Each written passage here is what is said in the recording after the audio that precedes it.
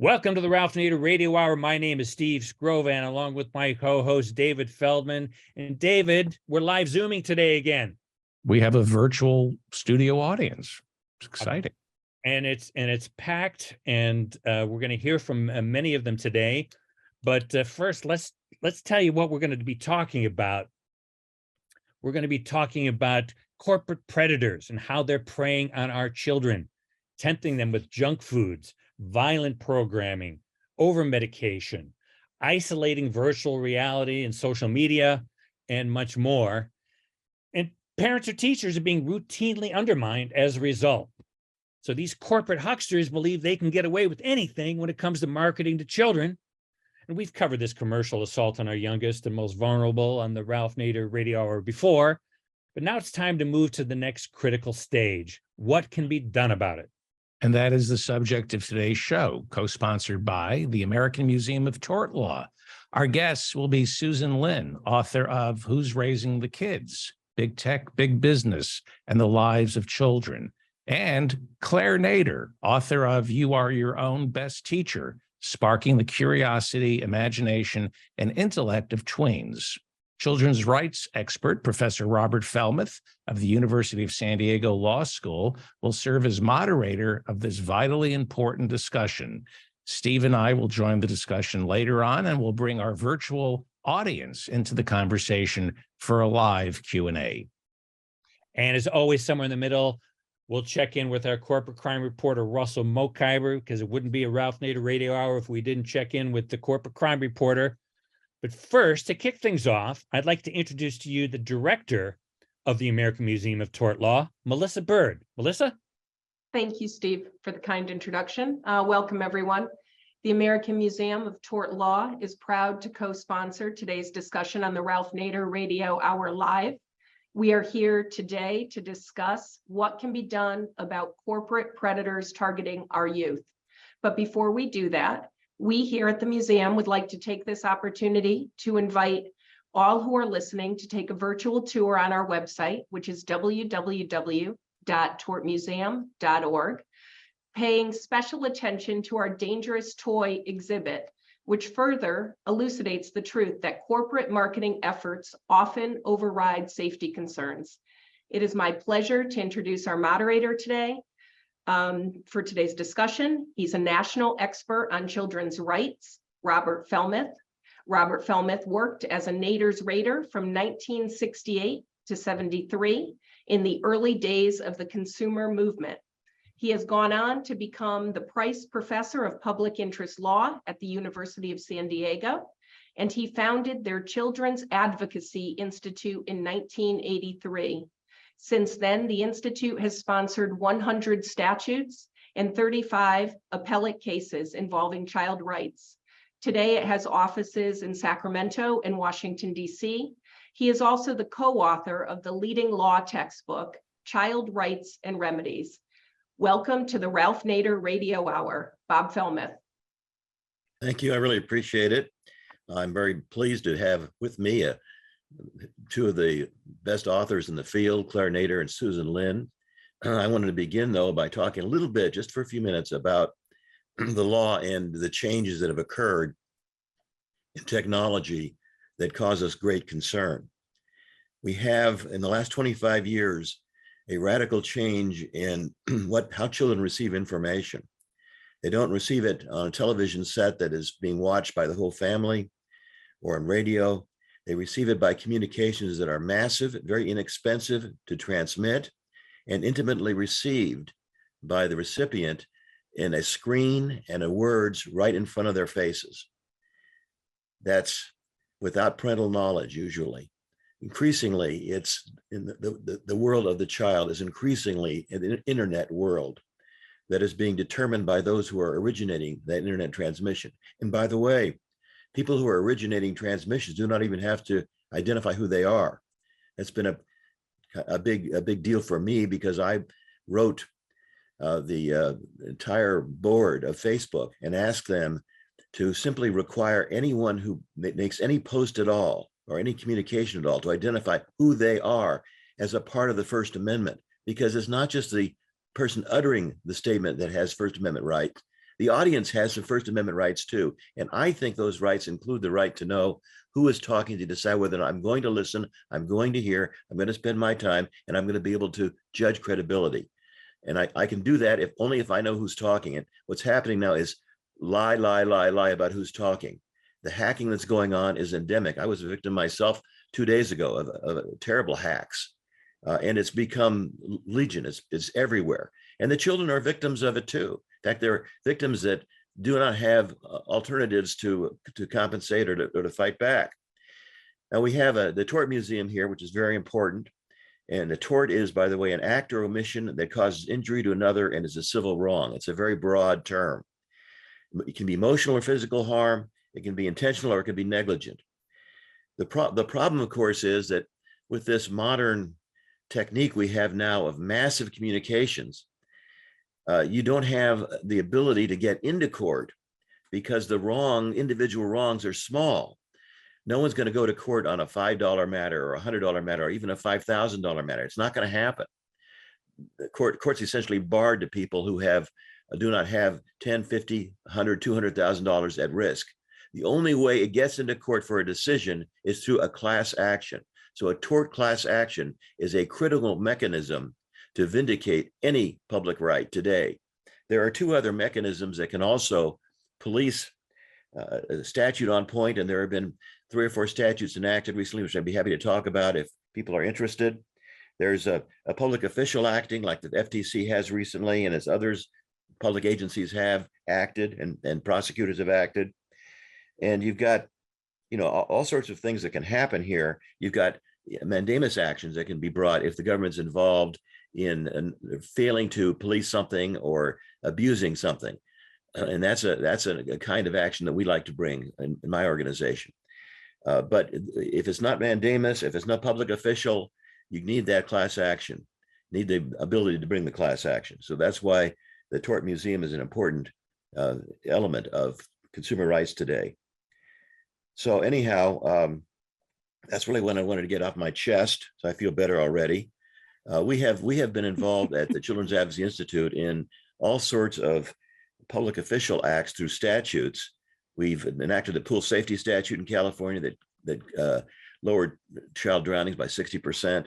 We have playground safety law. We did have a gun safety bill. We did. We have a bike safety bill. We have a model statute exchange so the states can share. I'm on the chair of the policy committee of the Partnership for America's Children with representatives or organizations in 42 state capitals. And we're trying to get, when a state does a good job, and California has really taken the lead in the issues we're going to be discussing today in terms of disclosure and abuse by media and privacy rights. Privacy rights are part of the California Constitution, in fact. Theoretically, there's no reason why other states can't replicate what California is doing. And we're hoping to do that with basically a website which has model state statutes for people to share and upgrade. And that's one of the things we've been doing. In any event, I wanted to bring Claire and obviously and Susan into this conversation. Claire has a amazing book, Your Own Best Teacher, which is, you can see it up there in the in her thing where her picture is as well. A very, very important book. It talks about how children can be really taught to be self-motivating and self-enlightened. She's got 3 historic examples with Benjamin Franklin, Frederick Douglass, and Helen Keller, which I love. And then she's got discussions of the issue we're discussing today, the beauty business, great pillars of our justice system, the law of contracts. She talks about cashless kids. She talks about the credit industry. She talks about Facebook. She talks about the internet. She even talks about the law of torts.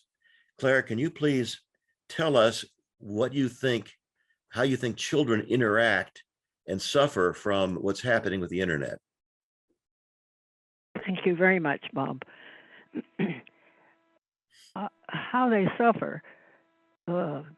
Susan Linn, in her book, Big Tech, Big Business and the Lives of Children, is outlined and written in terrific detail. Scares me to death, as a matter of fact. I want to run away from the lives of children under these conditions. But I can run to a different atmosphere for children, if you will, and that's what I try to put in my book. That I speak, there's much written about the harms and how children suffer and how big companies make money off of them at little profit centers, how they undermine parental authority. But there's no book that I know of that speaks directly to the tweens themselves, the children themselves, and teenagers, really. I like it because they have a voice, and they are assets. Before they become teenagers, they're tweens. They're not kiddies anymore. And they have a sense of what's right and what's wrong. They have what I call moral authority. And so they do wonderful things. The book begins with examples of these kids. Felix Binkbinder, who was on the show, the radio show some years ago when he was a youngster, and he was taken with what happened in Kenya, and they planted trees to clean the air and so on and so on. And the leader of that green movement got the Nobel Prize. So he had an example, and he wanted to plant trees in Germany, and not 1 million trees, 1 billion trees. That's another asset that this youngster had, and that age group has. They don't think that there's any limit. Why not? If there's a solution, they'd have this practical idealism, which is a terrific asset to have when there's too much cynicism out there by the adults. So they always undermine what these children can do. You're not old enough, and they set out to prove. I have examples in the book proves that they're not too young to act, or they have to wait until they're older. So they do move, and they have moved on a number of issues. The most noteworthy and the most public is Greta, but there are many, many other examples. I have the example of Kavanaugh Bell in the book, and how he was bullied. So his answer to bullying, he said to his mother, "Show me how I can spread positivity." And he was off to the races, probably still is, helping people here and there and cheering up elders who thought, "Look at this child." What else can I say, Bob? Have I left a lot out? They have a sense of being aware. That was important to me. They have to be aware of the what's around them. And that's why they're able to notice, and this book can help them notice. And I think of it as a partner to Susan's book. Susan's book, Big Tech, Big Business, and the Lives of Children, lays out the harms and the damage that's done by these big tech companies, and how helpless they make parents, undermining their authority in the first time in history, I think. I remember a long time ago, my sister, this is another generation now, went into a shoe store to buy a pair of shoes for her youngster. And the salesman came, and he started to talk to the youngster. He said, "What kind of shoes would you like?" And my sister said, wait a minute. You're looking at the wrong person. He has no money, and he won't make this decision all by himself. You're looking at her. You have to do business with me. And looking back, I said, it started then. We didn't have iPhones or anything like that, but they were already pandering to the child. People want to know who she's talking about. It's the professor who taught my son anthropology at Berkeley. Anyhow, I wanted to mention one other thing. Is if we're going to have the internet, if we're going to have any kind of requirement of disclosure at all, let's disclose you're our own best teacher to these students, because if the students can read this book, it will have a major impact in self-confidence and in understanding what they can do and the limitations of other people. and the really boundless potential of themselves. And it's a wonderful book. It really is. And I've written a review, and I've tried to get the New York Times and the Washington Post to publish my review of it, but they won't do it for some reason. I don't know. Anyhow, now we have also Susan Linn, and she's done a campaign for commercial-free children, who's raising the kids.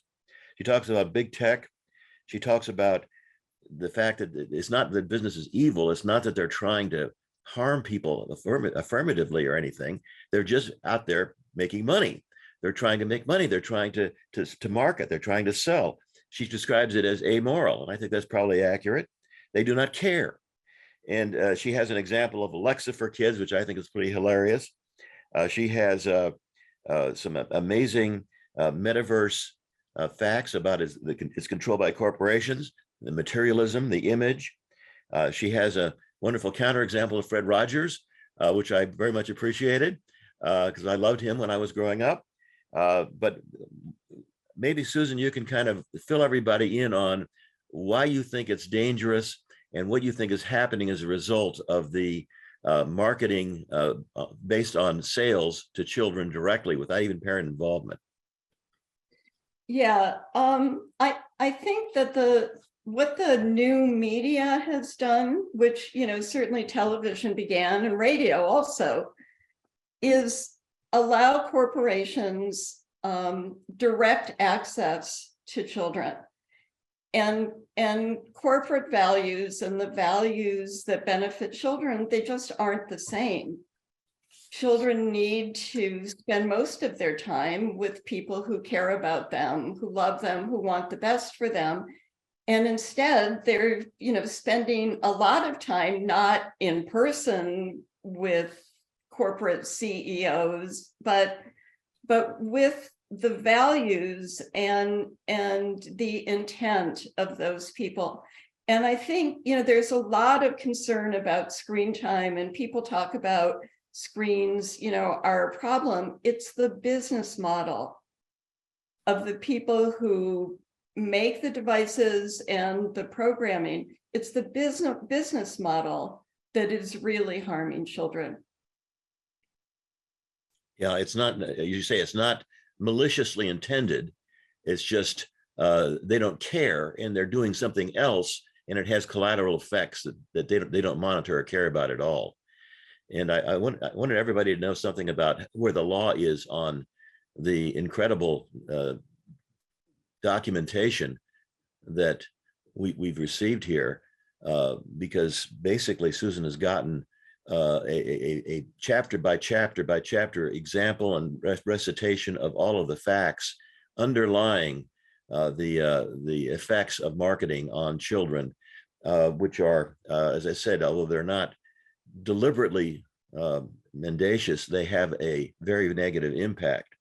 You know, we have a federal law right now, the so-called COPPA law, which requires that sites or services aimed at children age 12 and younger must have parental consent, specific affirmative parental consent.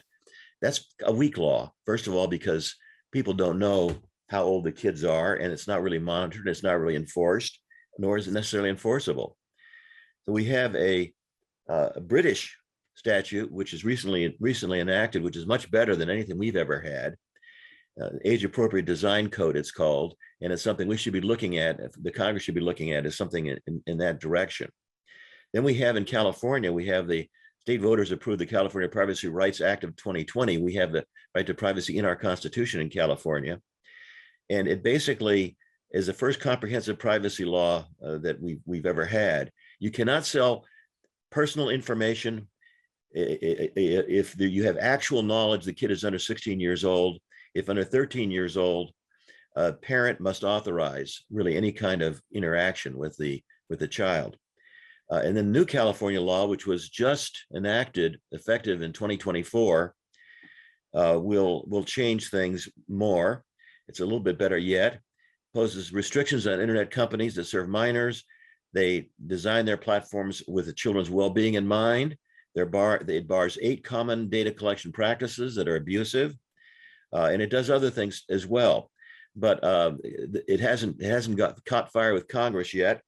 and we have more to do. And we gotta introduce a bill in basically in this year in 2022. The California Consumer Privacy Act of 2018 doesn't cover much, so we introduced this bill, AB 2408, and the purpose between 2408 is to end the addiction practices of the internet. That is, they specifically try to addict children. Again, they have private communications with children. Parents are not involved. And as part of the marketing that Susan critiques and that Claire mentions, is to basically keep the customer, manipulate the customer, control the customer. And so they are basically trying to, I see I went off the video for some reason. They're basically trying to cause addiction. And by the way, I was one of the attorneys for the against the tobacco industry in the master settlement agreement case. And that case was filed by attorneys in New Orleans, famous attorneys Calvin Fayard and others in New Orleans, and it resulted in a multi-billion-dollar master settlement agreement. $200 billion, the biggest settlement amount ever collected against any commercial enterprise in the history of the country. And I was very proud to be able to do that. And part of the discovery they did uncovered the tobacco industry deliberately trying to addict children to tobacco. And boy, was it successful. The median age of tobacco addicts was like 15 years of age, 15 to 16 years of age. That was the median age. They were so successful. I don't think Joe Camel Inspiration was an adult sensitivity. In any event, you had a very successful campaign there, and it's happening now massively in an unmonitored way, and we've got to do something about it. So we have a statute which specifically said you cannot engage in any tactic that tends to or will addict children. And we have the DAs and the AG enforcing it under the Unfair Practices Act that is in almost every state. It's called the Little FTC Acts. And I was involved in writing the one in California. And we have, in fact, a real potentially momentous remedy that would work to police to some extent the abuses that are going on, particularly those that addict children. And this statute got a 51-0 vote in the state assembly in California. And then it got put over to the Senate side. And then the industry began to spend money, I mean, millions and millions and millions of dollars to stop our bill. And they were to stop it in a way that California and many other states enable such halting. They put in what's called a suspense file, and they killed it without vote. So nobody had to vote against it. It just died. And that's what happens in California all the time with major important legislation, and in other states as well, and in the Congress for that matter. So it's very important that we be aware of that, and that we get back on the horse and get these things enacted. Okay, where to now, Steve? Yeah, more questions for Claire and Susan.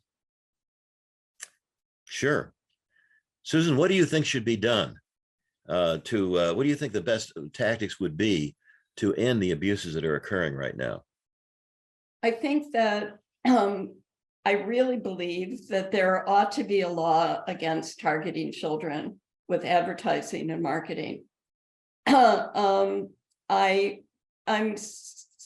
sorry, I'm sad that there were a couple of bills in Congress that actually made it out of committee that had bipartisan support and were just killed by the Senate a couple of days ago. That they weren't perfect bills, but they would have gone a long way to stopping big tech companies from manipulating children. And that's I'm sorry about that. But I also think we need to have laws that protect children, but what we also need is a massive public health campaign. We need both of those things, because I think unlike tobacco or alcohol, that it's hard for people to see that these cute cartoon characters or these fun games or apps, it's hard for them to see that they could be harmful for children. And I think what people don't understand is that basically these beloved characters, for instance, are used to sell things to kids, and that there is really almost no place in media, including public media today, where children can go, where someone is not trying to sell them something. And so I think we need both.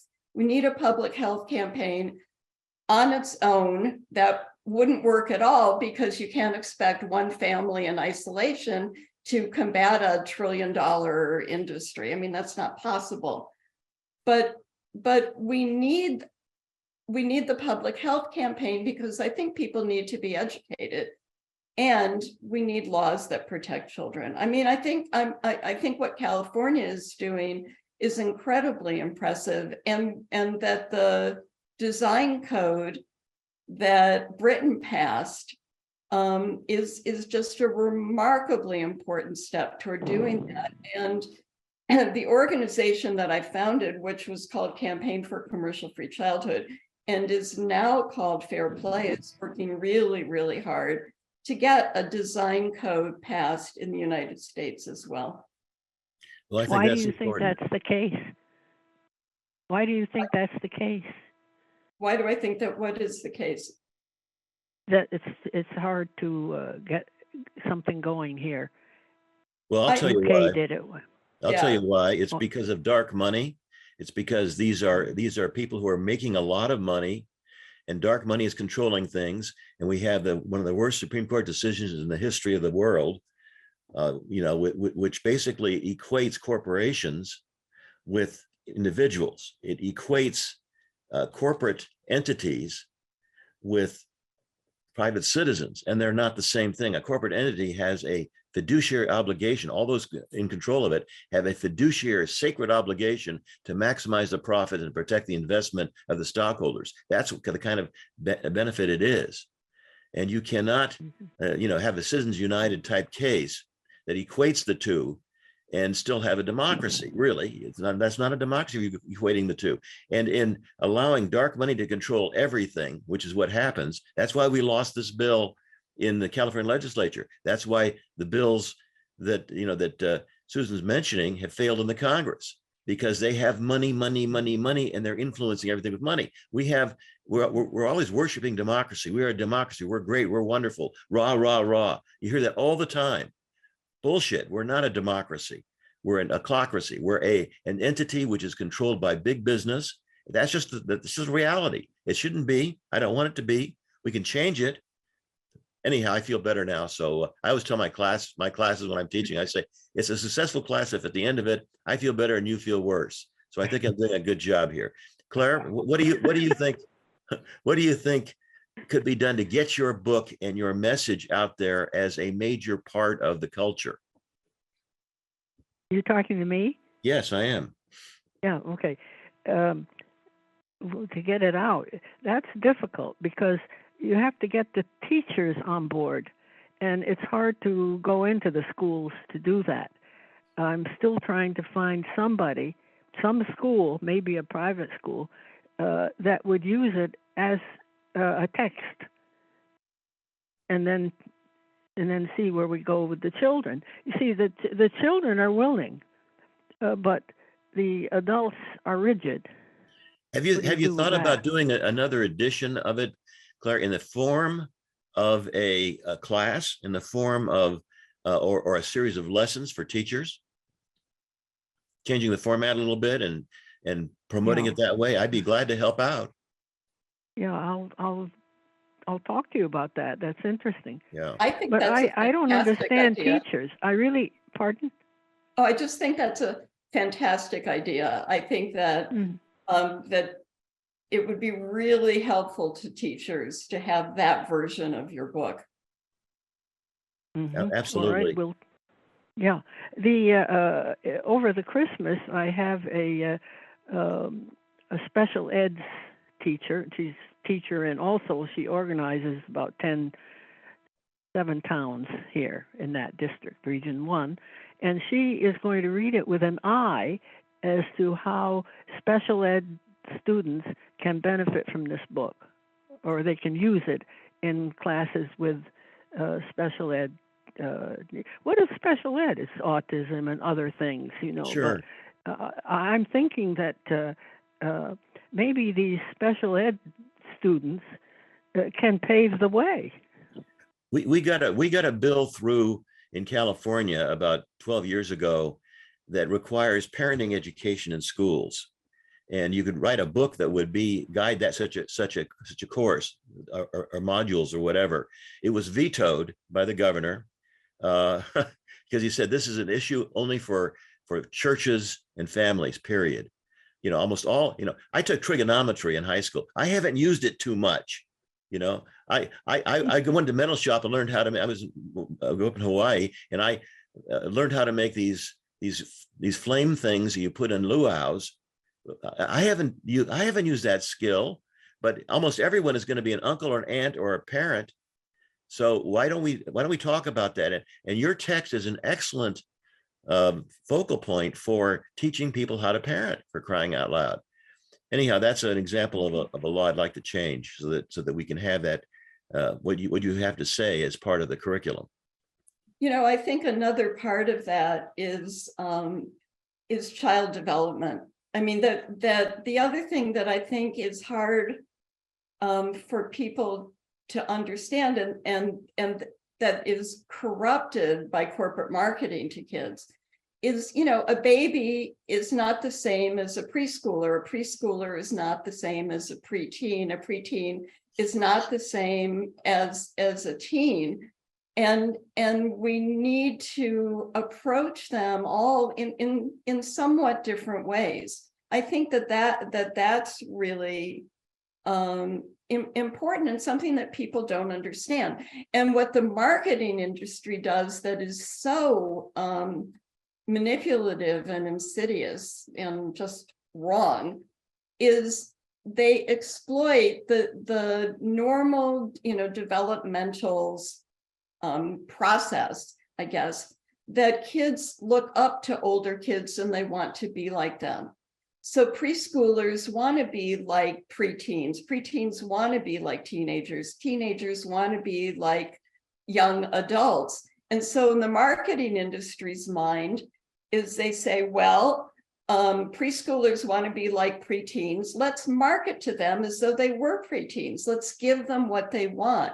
If preteens want to be like teenagers, let's market to them as though they were teenagers. And so you get, for instance, very young girls wearing highly sexualized clothes when they don't have the cognitive wherewithal to understand the message that they may be sending out. And so I think it's not just parenting or that should be taught in schools, but I think that child development ought to be taught in schools as well. Sure, there's increasing documentation of mental health illness, mental health problems, including suicides of teens because of what's happening with technology right now, what's happening with what they're doing with vis-a-vis children. It's something we gathered together. And I think that what's also important, there has been a lot of focus on teens and on social media, but the habits, media habits start in infancy, really. Sure. There are all these apps marketed for babies. And, infancy is when, when children are the most vulnerable, their brains are growing and developing, and the very architecture of a child's brain is influenced both by what kids do and also by what they don't do.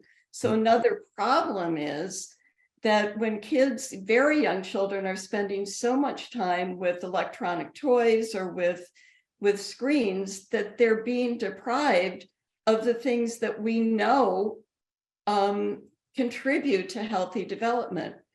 Being with adults who care about them, exploring the world with all of their senses, being read to, and not from ebooks, because it turns out that the conversations that parents have with kids when they're reading ebooks, especially the ones like with bells and whistles, is that they're not conversations that actually promote literacy. Yeah. And also these devices, I mean, you alluded to this in the beginning, Bob. I mean, they're made for individuals to use. And so when parents are reading to a child from a device, what research is showing is that they're kind of jockeying for who's holding the device, and parents cuddle less with kids. Yeah. I mean, that was horrifying to me when I read that. Yeah. Well, you're underlining the vulnerability, which interestingly enough, even the Supreme Court has recognized in the Roper v. Simmons case, where they said you're not going to be able to engage in capital punishment for anything a child does, because of the prefrontal lobes, because the child's brain isn't, the judgment part of the brain is not in place even until early 20s. So Right. It's really, that's an important distinction about children. It doesn't mean I'm denigrating them. It's just that they're more vulnerable, and you've got to be aware of how vulnerable they are, and you've got to protect them and enrich them. And Claire's book is an excellent way to enrich them. Yes. That's for sure. And your ideas are an excellent way to protect them. We just got to combine them and get something going here in the face of dark money. And I was really glad that Claire focused on preteens, on tweens. Yeah. Because that is a time, like very young children, they can't think abstractly. They tend to believe what they see, but tweens really are at a point where they can start to think more, I think, constructively about what's going on in the world. So I think that that's really important. We can't expect young children to protect themselves, or we can't expect young children to take action. That's our job. I think Claire's book accelerates the prefrontal lobe maturation. Is my own theory, anyhow. Wow. Steve, what do you think? Yeah, actually, I've been monitoring the chat here, and there's an interesting thing as we talk about Claire's book, and somebody in our audience is named LP Co. I actually don't know what the gender is there, but it says, I love Claire's book. My 14-year-old niece and nephew, who are good readers, refused to read it because of the title, for tweens. They considered it beneath them. It is truly a shame. Please, if you rework it, consider a different subtitle. Thank you. Something like adults are stupid. That'll read it. But that's an interesting comment, I think, because of what Susan you were saying, is that the age group below the next aspires to be the age group above them, and so maybe that subtitle is more for adults than for the people that it's aimed at. And if this audience member is giving us that feedback. I just saw this article that just enraged me about how smartphones are being marketed to ever younger children. Yeah. I mean, really young children, 4, 5, 6, I mean, which is, just, ridiculous. But what the people doing the marketing of these devices were saying is that kids need to control their own content. And now it said, yes, young children think that tablets are babyish. And that is an example of what the marketing industry does. They look at a trend, and instead of thinking, well, is this good for kids? Is this bad for kids? They think, wow, this is a trend. How can we make money from this? Exactly. And then they make it even more attractive to the adults who love the children, because they're telling the adults, well, kids think that tablets are babyish.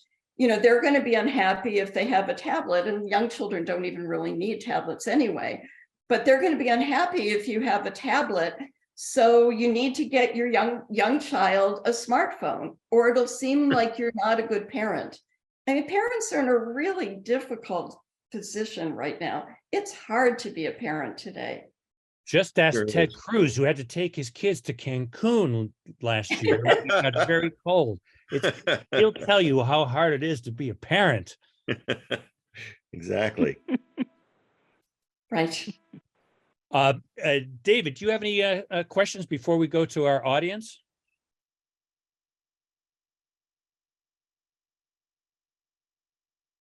David's muted. David, you're muted. Or dead. There I am. Sorry. No, I'm finding this fascinating. So please continue. Well, why don't if Bob, you feel we have exhausted the yes, Hannah has her hand raised. Yes. I think Claire had a question for Bob. Well, since you have the Is time. that still relevant, Claire? Your question for Bob? Well, I wanted to know what effect, for example, the FTC just made Epic Games pay what, $520 million over children's privacy and trickery charges. That's what the headline says. What does all that mean, Bob? Does it have an effect? Because that's just peanuts. It can have an effect. I mean, if you've got class actions, going, that'll have an effect. Or if you have public officials going, you've got AGs and DAs all over the country with enormous power, more than the FTC has by far. They can do civil, they can do criminal, and the statutes are broad enough that they can apply a lot of what goes on here, but they're not enforcing it in general. You've got a very wealthy, extremely wealthy, powerful industry here, extremely wealthy and powerful. You know, one thing that I think is important about the recent FTC decision is that one of the ways that they like showed that Fortnite is aimed at very young children, not just teenagers, not just adults, is because of the toys.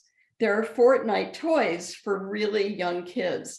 And that may seem like a small thing, but it's a big deal in the advocacy world. Fair Play has been working for years to use the fact that media companies and tech companies sell toys to young children as an example of how what they're doing is aimed at young children. So I think that I was really, really excited about that. I think it's very clever to call your company Fair Play when it should be called Corrupt Play. You know. Yeah, I left Fair Play actually in 2015, but I'm just so proud of what they're doing. Yeah. So Okay.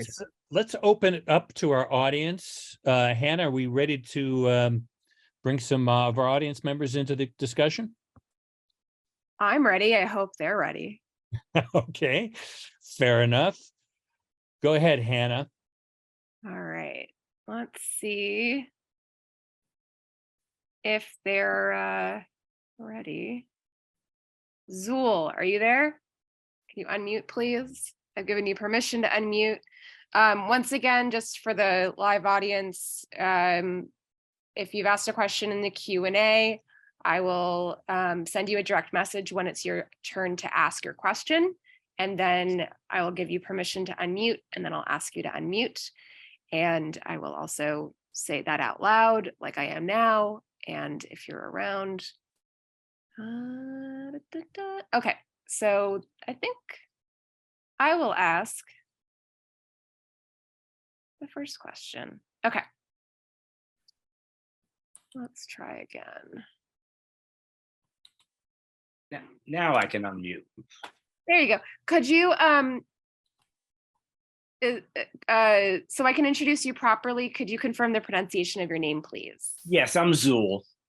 Zool? Okay, great. Okay, so we'll clean all this up in post.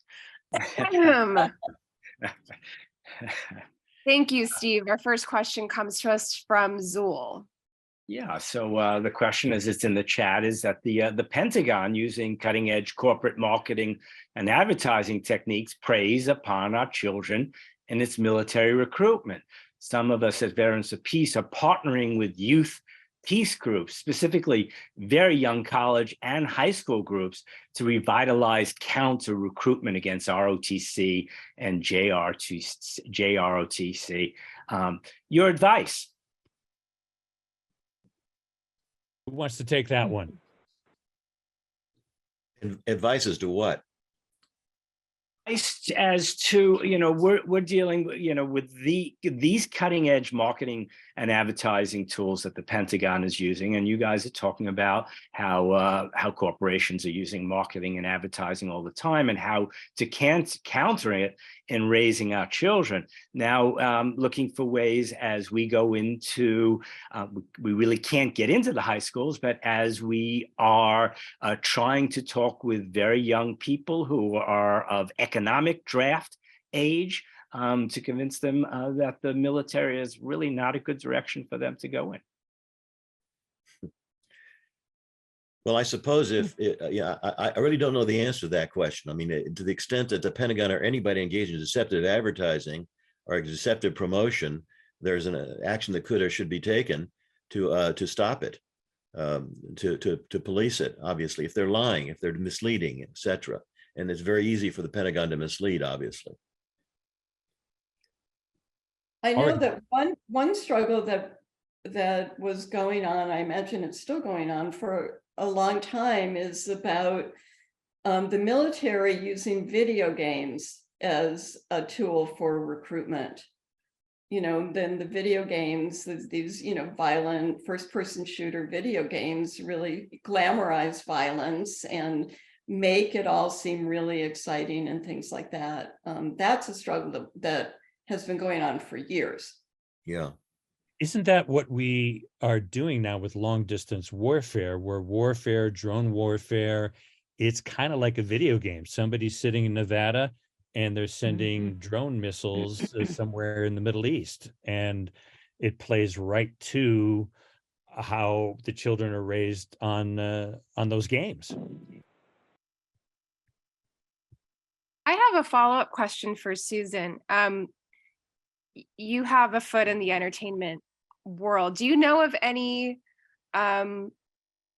groups or any people in entertainment who are trying to create content promoting peace to counteract violent video games that promote warfare with Pentagon underwriting? Do you know of any?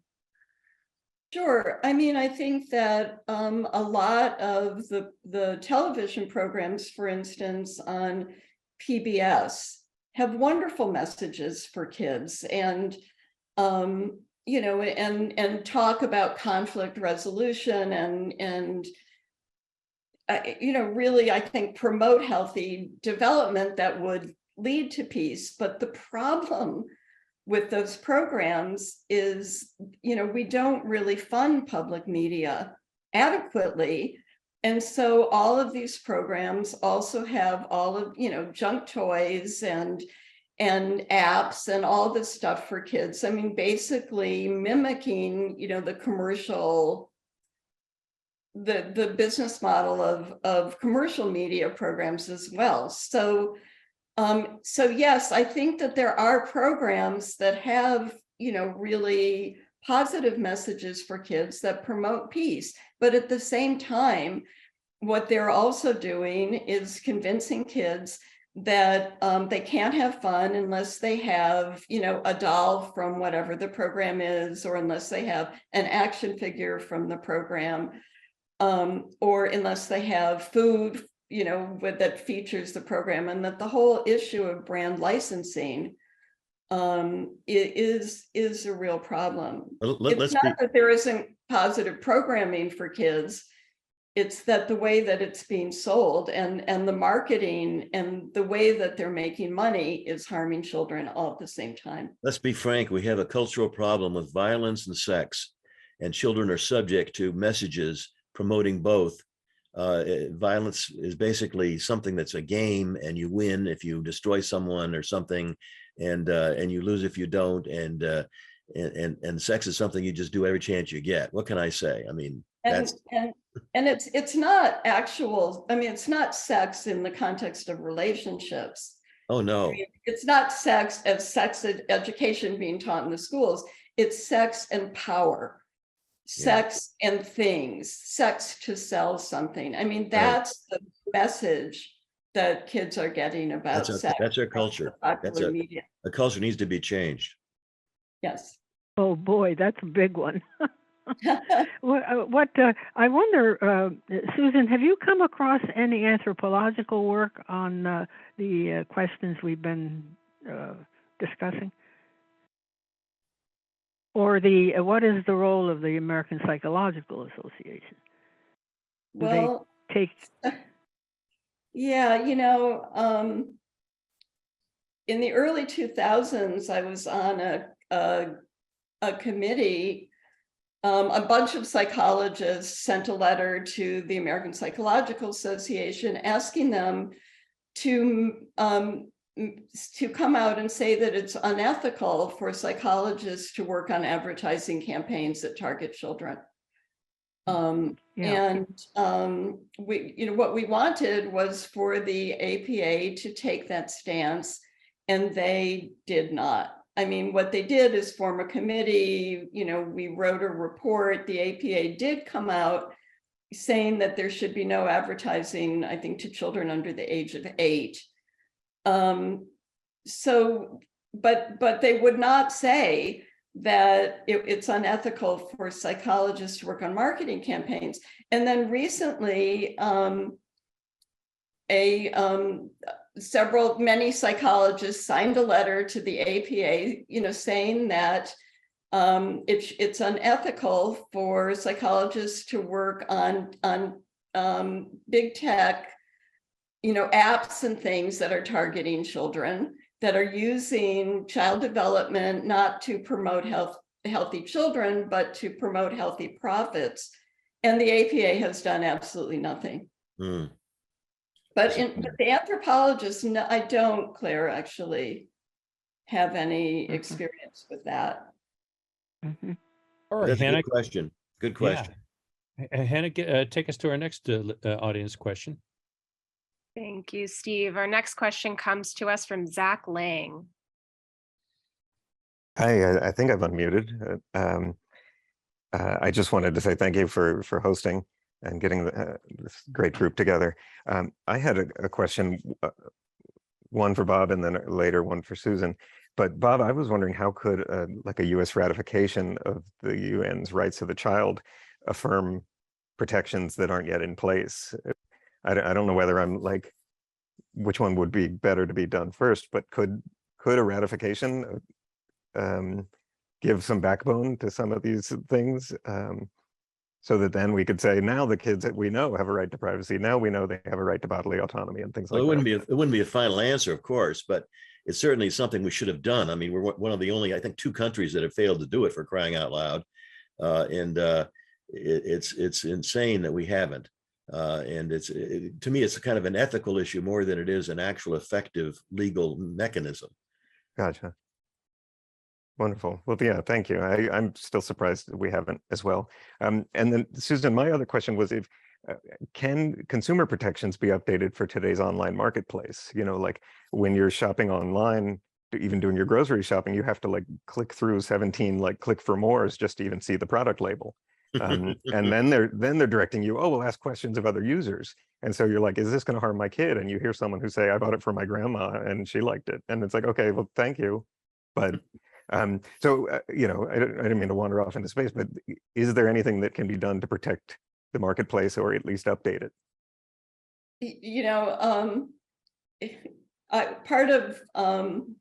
In part of writing Who's Raising the Kids, I went to marketing conferences and I write about hearing, somebody get up on stage and talk about reducing friction.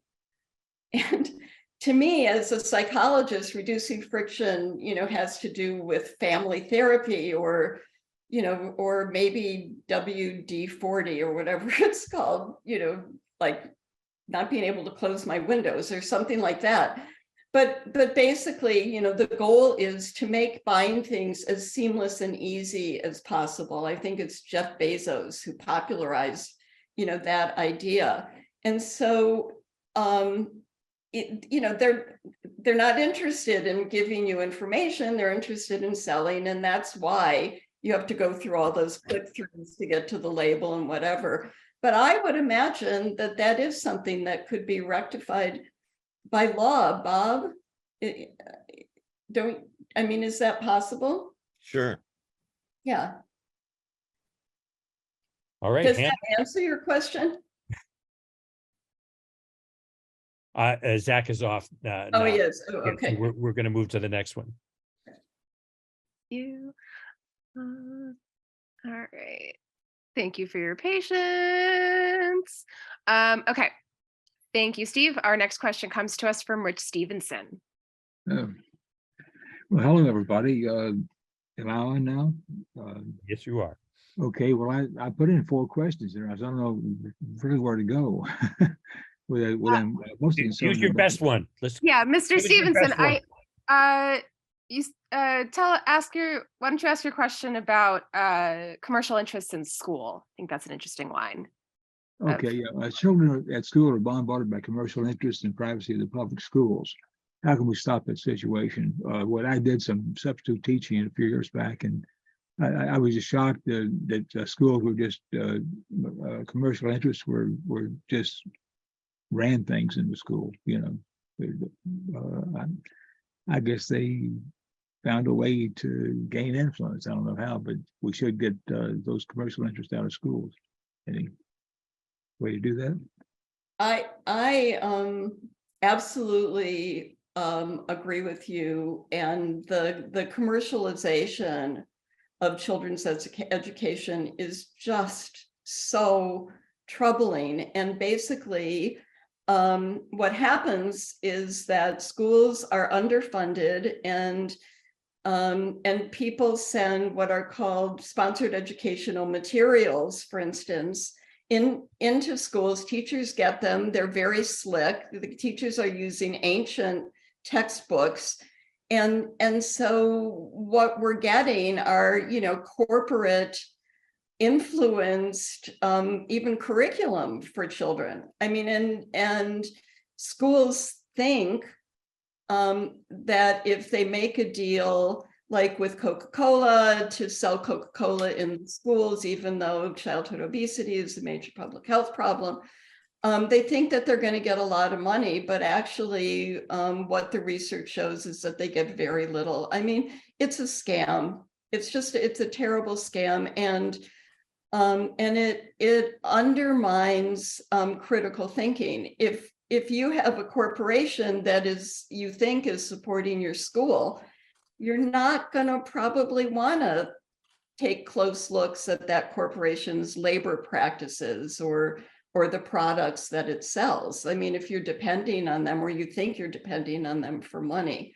So I think that that the advertising and marketing in schools, the commercialization of our education system is really terrible. And now with big tech, they have this whole thing that a colleague of mine calls hardware dumping, where they give kids Chromebooks early on, and every child should have a Chromebook, and Google has all of these educational apps that are used in schools, and the purpose of those really is lifetime brand loyalty.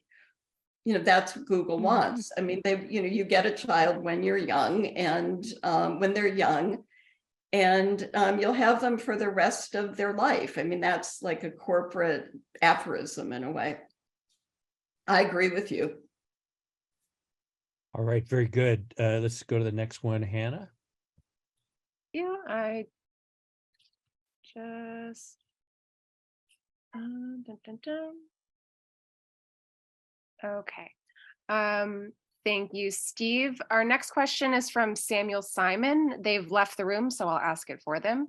They ask, what's the vision for how to get the change we need? What sort of regulatory system? Why not something like a public broadcasting type of infrastructure to all nonprofit educational and other entities to set up systems that reach large audiences? I think that waiting and hoping commercial interests will get on board is not realistic.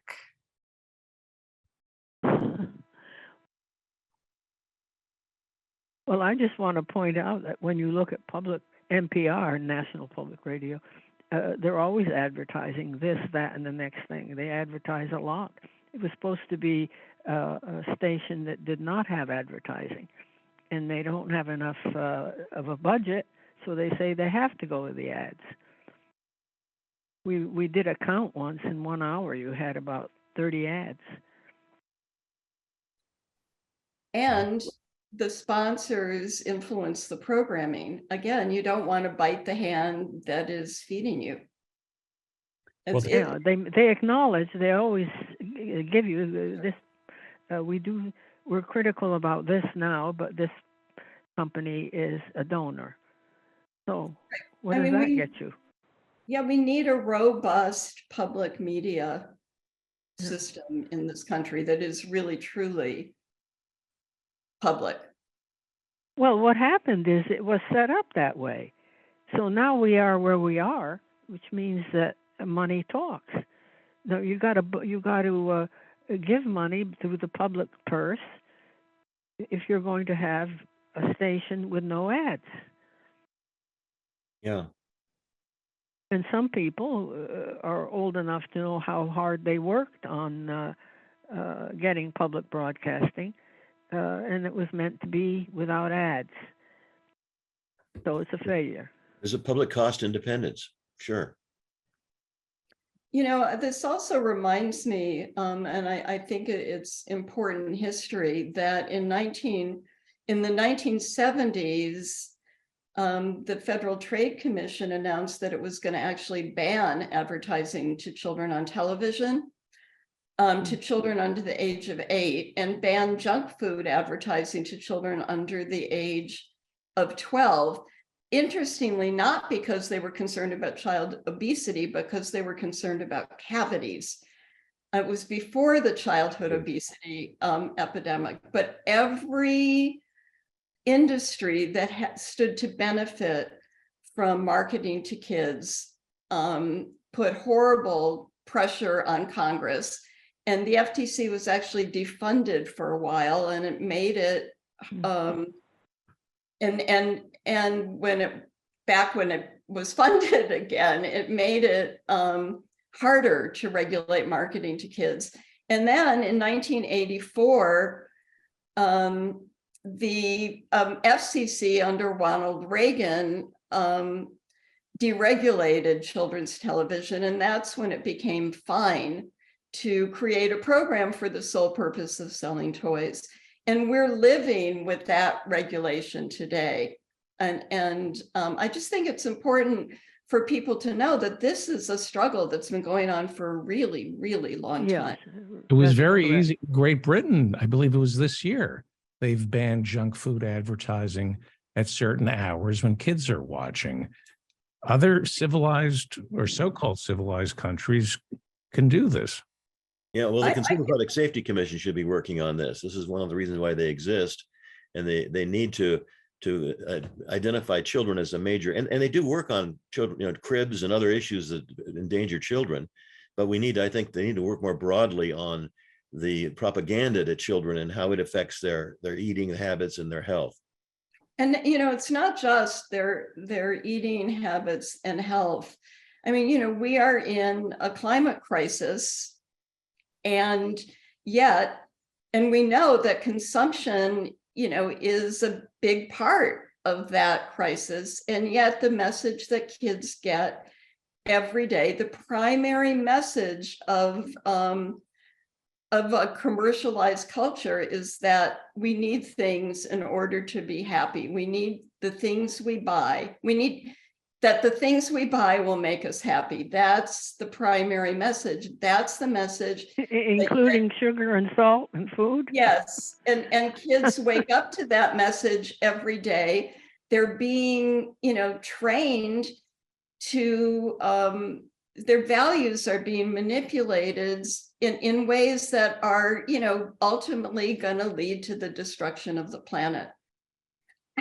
I mean, when kids got together a couple of years ago, Claire, you would know probably when this was, and there was like this big protest all over the world about the environment.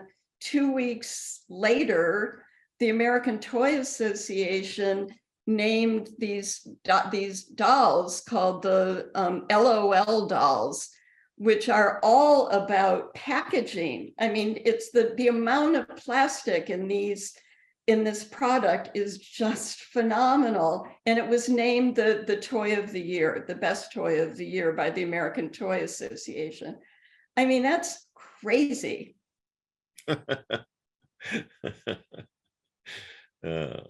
Hypocrisy. Yeah, just a little.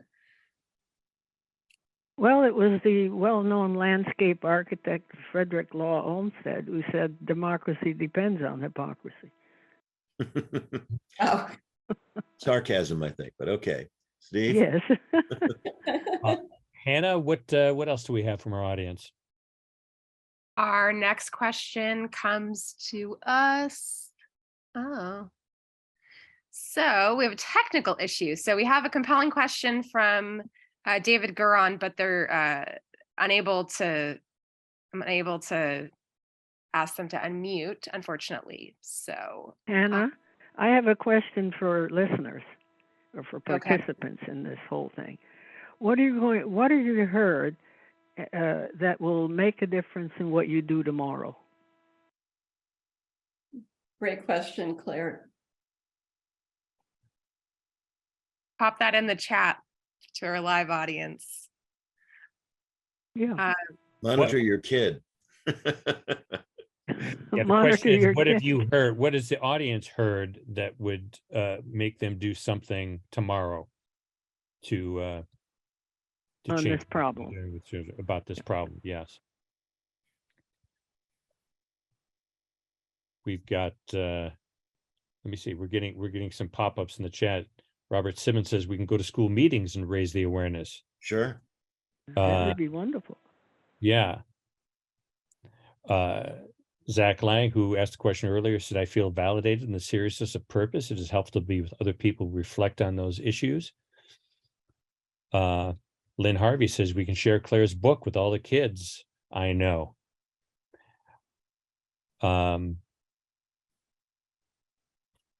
There is someone in the chat. You didn't ask a question, but I think it's a provocative enough question for the chat, and I'm going to bring it up if you don't mind. This is from listener Paul Kulas, who says, I'm all for regulations, but I've been in tech since '89. There is a plus side. As I mentioned, he says our son is autistic, and I guess Chromebook was good for him.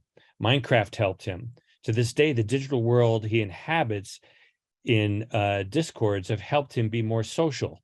So there's Paul talking about the plus side of this, Susan and Bob. That's something I really struggled with in my book. I mean, I ended up writing about neurotypical kids as opposed, to kids who are I forgot what the word is, but like who might be autistic or neurodivergent. Yes, thank you, neurodivergent. Thank you, Hannah.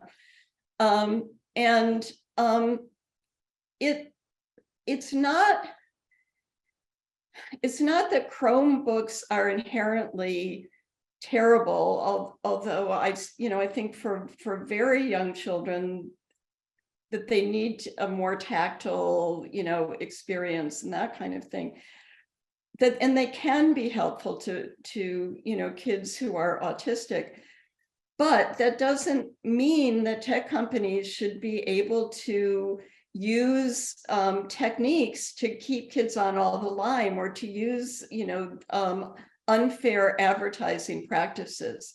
So, yes, the idea of sandbox games where kids can play with, other people or other kids all over the world, I can see that could be helpful. But that same sandbox game, like Fortnite, for instance, it shouldn't be using unfair marketing practices to target kids.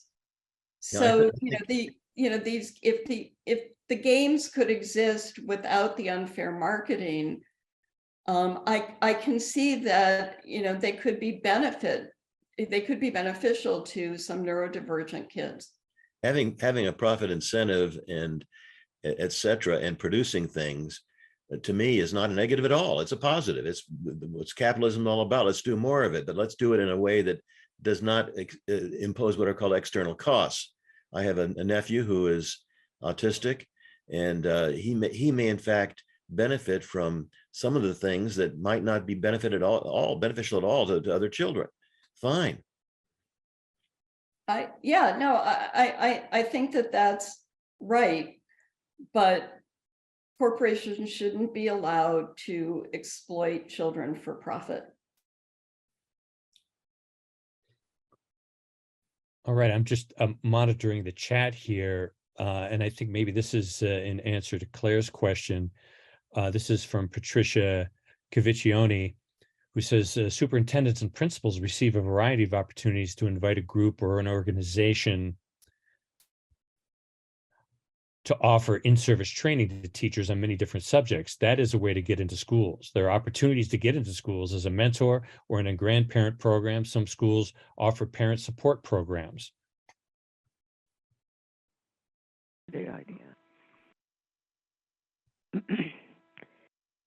I have a question for Bob, if it's appropriate right now. Sure. What about this tech trade group that's suing California to halt children's online safety law? They'll lose.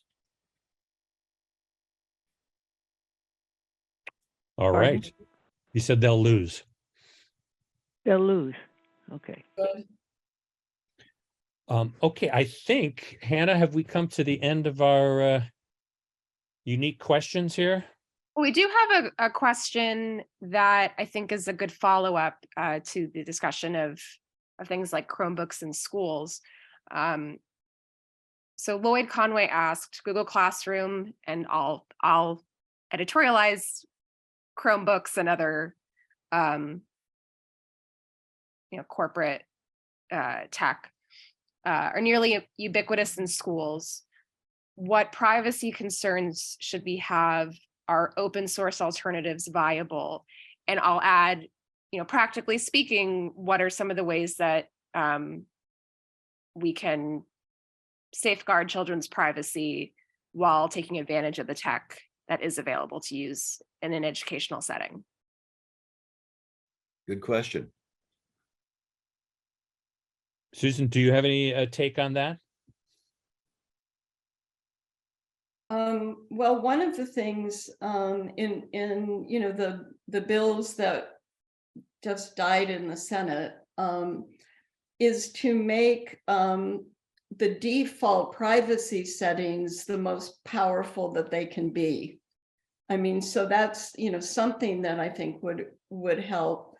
But again, I imagine that there could be a requirement in schools, that kids' privacy has to be protected, and that that makes sure that the children's information is not being shared with third parties.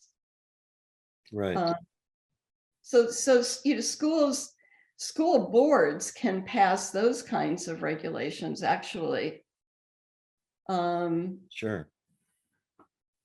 And so again, I think part of it comes down to money and education. I think school boards need to be educated about the harms of children's privacy being violated. One of the, That's pan- what one they of can the, do something about some that.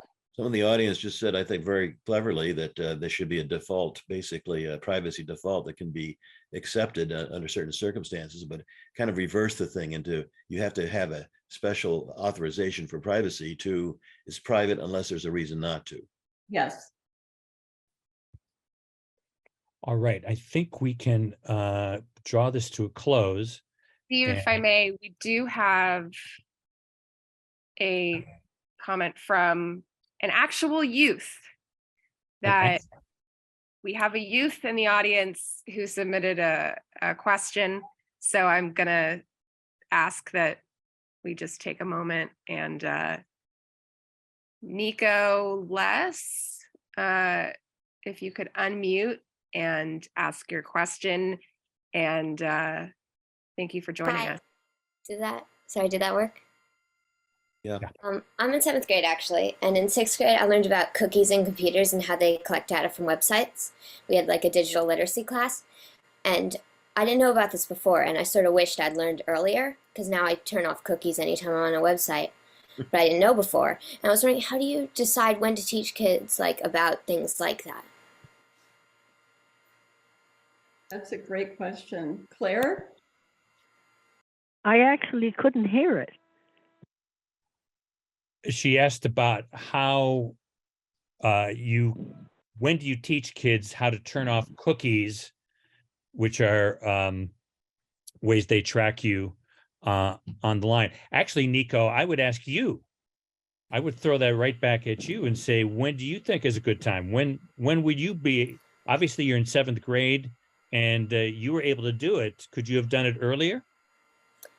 I think I have a sister who's in 5th grade, and I think 5th grade.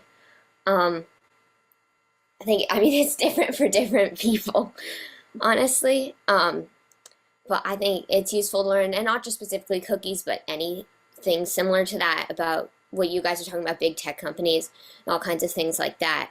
I think I started using a Chromebook when COVID happened. For me, I was in 4th grade, and I started using a computer. And so I see, so even though I don't want to be on websites and things, I had to do all my schoolwork. So I started using websites and using cookies and all these things very early. And so I think like my sister's in 5th grade, she uses a Chromebook a lot during school. I think so 5th grade, maybe earlier. And Nico, what would you tell your 5th grade sister? I would say that, so I have to think about it a second. I would say that I would say she should be really careful about the website she's on and try and like, I don't want to say, it's just educate herself about it. Like, my grandpa actually sent me this. Nico, let me ask you this. How would you explain what cookies are to her, or any kind of these tracking things, and why that's important? How would you explain cookies to us? Yeah. Yes, I don't even know what it is. I would say a cookie is like a small piece of information that a website that you're on your computer or iPad or whatever device.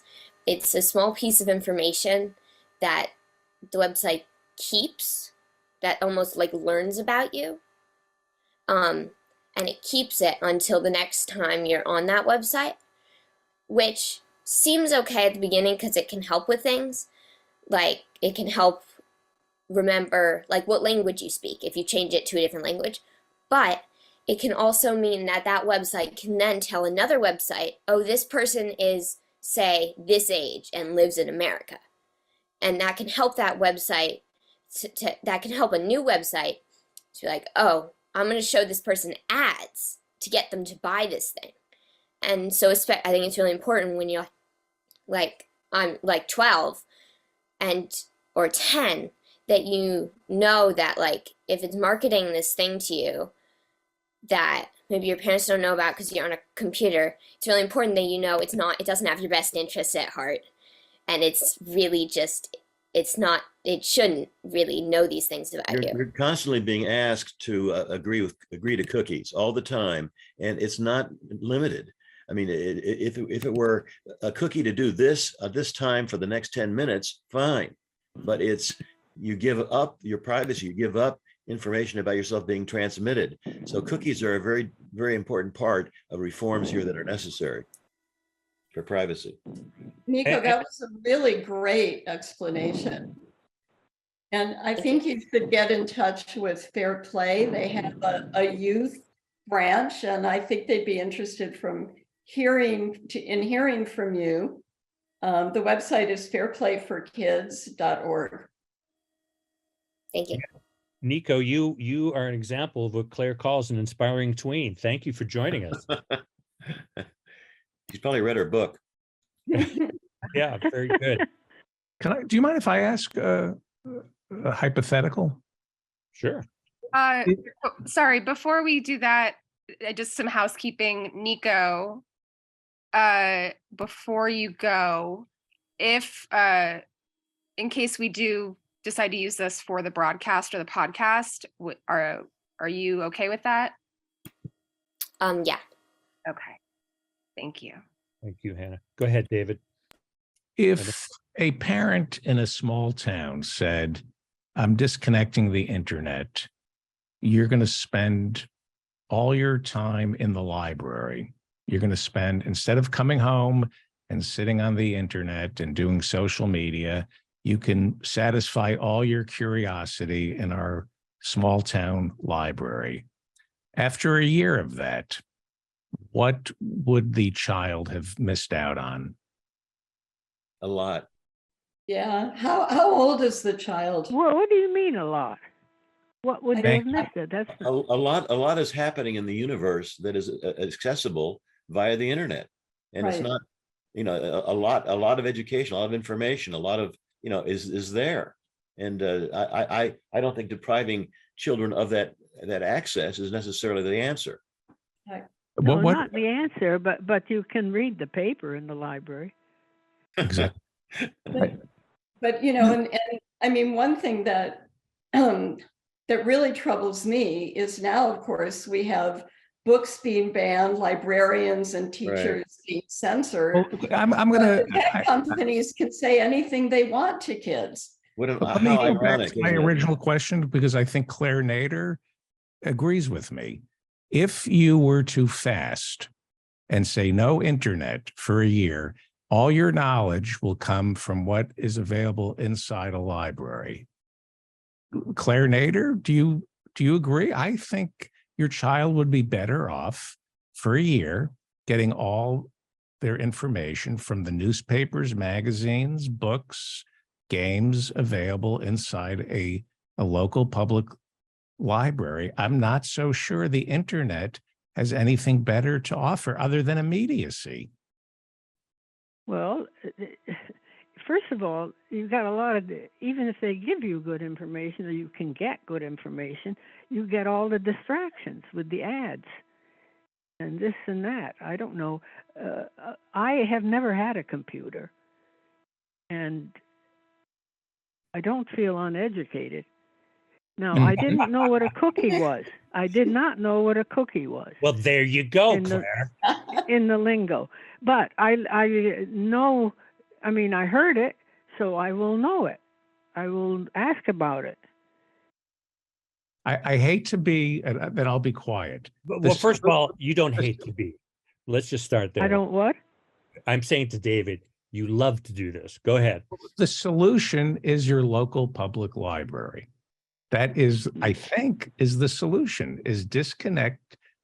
If you're a parent, disconnect the internet and take your child to the local public library. Everything your child needs is at the local public library. It's not on the internet. I don't know what's on the internet that is of any value to a child.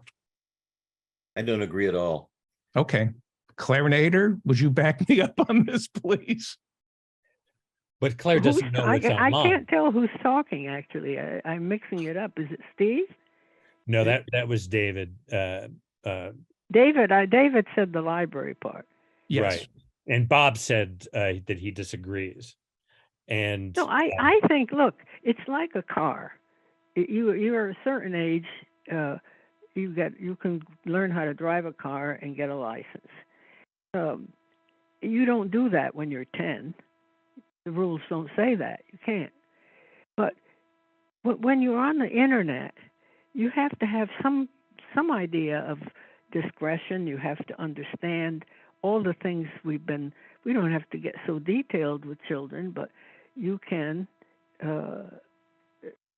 drive it. Does that make sense to you? You can drive it. It doesn't drive you. Now, it'll drive you if you get distracted. And there are a lot of things to distract you, I understand. Yes, and I will point out that you can't get the Ralph Nader Radio Hour in the library. That's right.